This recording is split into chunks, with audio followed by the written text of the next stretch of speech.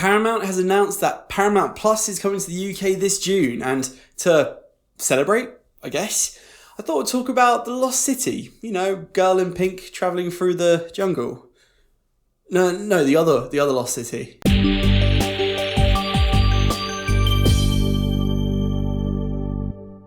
The Lost City. Weird that they even have similar names as well, isn't it? This one's a pretty simple film at heart, to be honest. Sandra Bullock plays this disgruntled rom-com novelist who made her money off these Indiana Jones style books. She gets abducted by Daniel Radcliffe in the hopes of finding the treasure she's written about in her novels. She has to escape the island with the help of Channing Tatum, who's let's just say a lovable goofball. Sandra Bullock I've always pegged as being great at comedy, to be honest. She started off great in Miss Congeniality, and she's done other great roles in humour with things like The Proposal and The Heat. I genuinely think that comedy is one of her fortes, which makes this film a shame because I don't think they utilised Sandra Bullock to the best of her abilities. She basically plays the straight man character here, so she doesn't really get any wildly intense scenes to jump out in. But I do think that given what she had, she did well to drive this film forwards. And then she's partnered with Channing Tatum, who I just think is really funny in this film. Whenever this film doesn't shine, when we're not feeling it that much,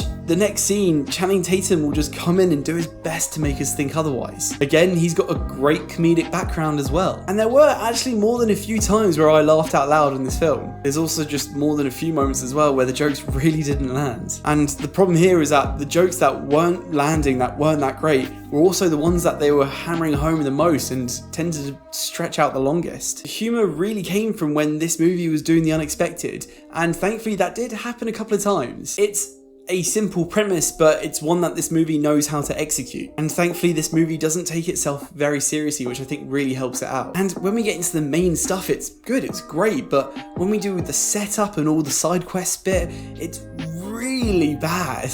Thankfully, the setup in the beginning of this film doesn't take long, and you tend to spend most of your time with this dynamic duo in the jungle. We also have a couple of other people worth mentioning here as well, namely one being Brad Pitt, who isn't unfortunately in here much, but God, the bits he were probably one of my favourite parts of the film, to be honest. And then I'm pretty sure Daniel Radcliffe was playing the exact same character he was in Now You See Me Too. Feels like it. But again, he had some great bits in here, and I think the key is that all of these actors just felt like they were having a great time filming this, which I think is crucial to helping you get past those slogs and those bits that tend to drag on. Most of this does really, to be honest, rely on Sandra Bullock and Channing Tatum. There's a couple of high adrenaline bits where it's exciting and it's funny, but this movie really strives best when it's those two bouncing off of each other.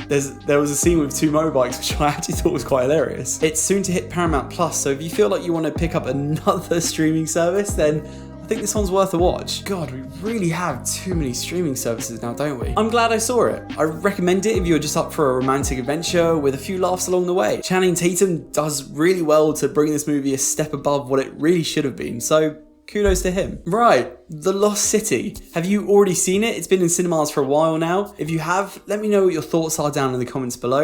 If you liked this review, please feel free to leave a like and subscribe. It always helps me out. And as always, stay tuned for more reviews on movies, anime, and video games. Until next time, guys, take care. Bye-bye.